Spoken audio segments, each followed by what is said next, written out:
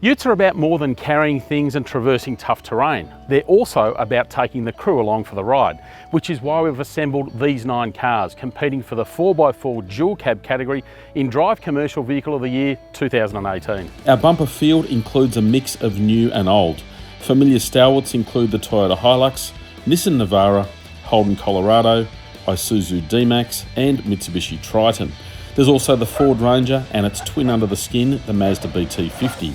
Then there's the Volkswagen Amarok and another European badged rival in the recently arrived Mercedes-Benz X-Class. So as well as 5 people, we also expect these things to carry a full load, 750 kilos. In terms of suspension, the Ranger is among the best for both its on and off-road prowess. It really is a nicely sorted ute. While there's a price premium, small extras such as the 230-volt power point and the 5-year warranty add to its appeal. Interior storage is also excellent. It is a really well thought out cabin. All up, the Ranger is a great all-rounder, one that is not let down in any area. As it is with the Ford Ranger in the other categories here, the 4x4 dual cab ran really close to the top pick. It's got a great grunty engine, the automatic works nice and smoothly for it, and on the road it's actually quite comfortable to drive. The Ford Ranger dual cab's not the cheapest vehicle here, and that makes me really wonder about some of the things in the interior. There's no reach adjustment for the steering column, and the camera screen for the rear view camera is tiny.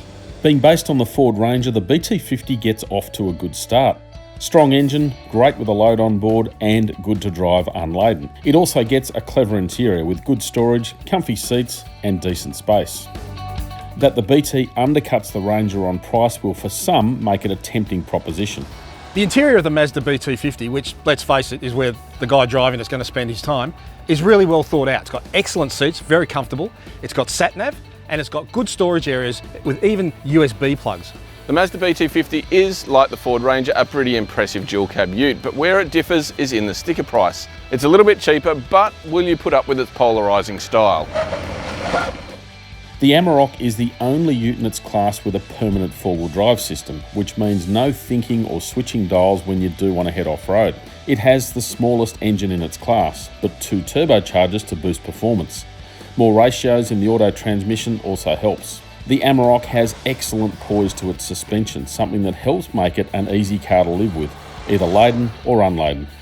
There is a glaring omission with the Amarok, and it comes down to safety. There are no side airbags in the rear, so people have less protection in a side impact. That's a shame because it has a broad cabin and some really clever storage solutions inside. Driving the VW Amarok Core is quite a chilled out experience in this company. The motor is really sweet, really smooth, and it works very well with the gearbox. The ride's pretty composed, only really big bumps upset it without a load in it. My only real dynamic concern with it is the Volkswagen's habit of getting into a high gear very early and holding it on a hill. And that's all about gaining a fuel consumption number. I was really impressed with the Volkswagen Amarok. It's a great car to drive on the road, supremely comfortable. It's got the best suspension and ride quality of this class. The Navara likes to do things differently, from its coil spring suspension all round to the sliding rear window. Perfect for a man's best friend, or some extra fresh air. There's a twin-turbo 4-cylinder engine matched to a 7-speed auto transmission, and one area it excels is in fuel economy. This is one frugal ute with claimed consumption of just 7 litres per 100 kilometres. But it's that load carrying that let the Navara down. Yes, it's better than it's been for years, but it's still not as composed as its rivals once you throw plenty of kilos in the back.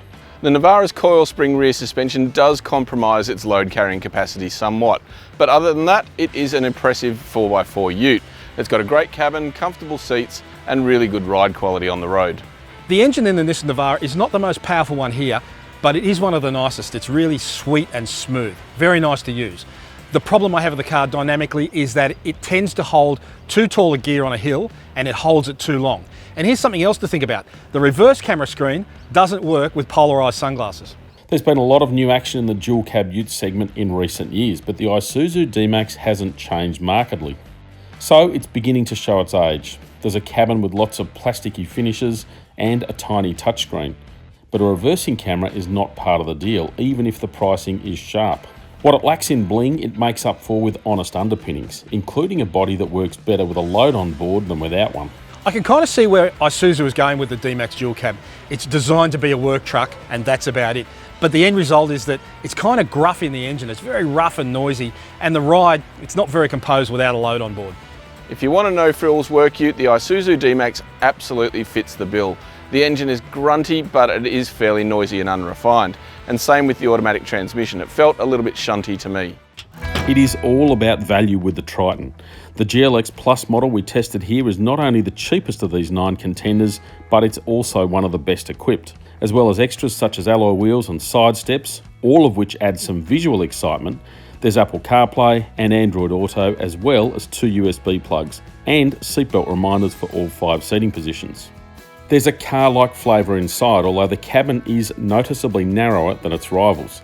You're paying less up front, but you're getting a smaller vehicle.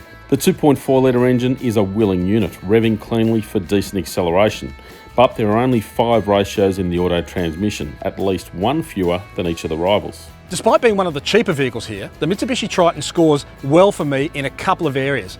I can forgive the fact that the cabin lacks a few little creature comforts and the tray's quite narrow, because what it does get is digital radio, and I'm thoroughly sick of commercial radio, and it also gets a height and reach adjustable steering column.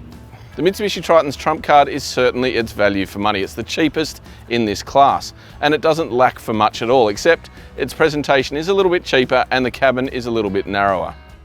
It may wear the 3-pointed star badge, but there's plenty of Nissan in the Mercedes-Benz X-Class. Much of its chassis is shared with the Nissan Navara, as is its 2.3 litre 4-cylinder turbo diesel engine and the 7-speed automatic. The X-Class even comes straight out of a Nissan factory, but Benz has done a great job giving it a unique look, with the interior in particular quite elegant. The X-Class is also quieter and more refined than its rivals. Combined with great front seats, it means that long trips should be more relaxing.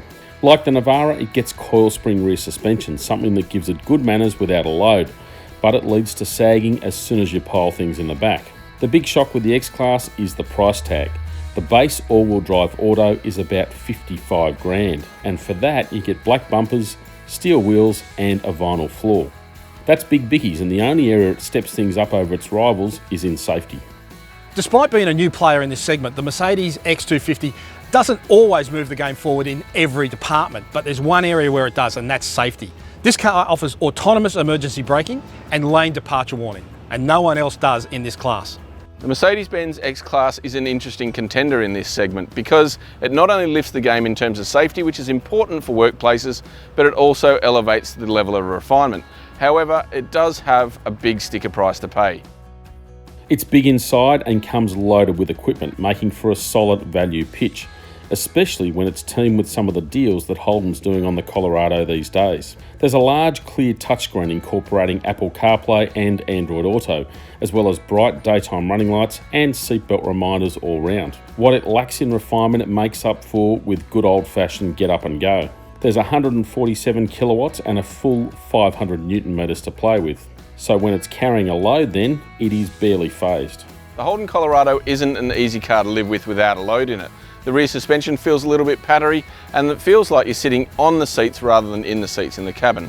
The highlight for me with the Holden Colorado dual cab is pretty simple. It's the engine. It's not the smoothest, it's not the quietest by any means, but it sure as hell has got the most grunt. There was plenty of heated discussion about this one. In the end, the winner came down to a great all-rounder, the Toyota HiLux Workmate. The Workmate gets a 2.4 litre 4-cylinder, making a modest 110 kilowatts and 400 Newton meters. Thankfully though, that torque is relatively easily accessible, kicking in quickly and low in the rev range.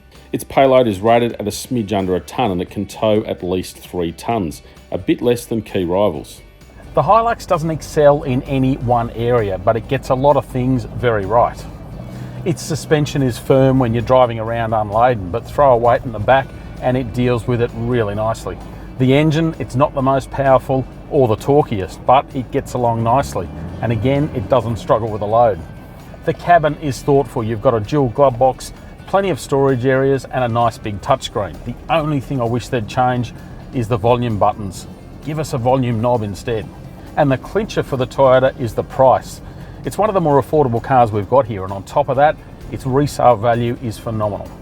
So Toyota's got the basics right, and it's not let down in any area. It's that all-round ability, value and comfort that makes the HiLux Workmate a winner for 2018. So if you like this video and you want some more, subscribe to Drive.com.au, click the like button and leave your comments down below.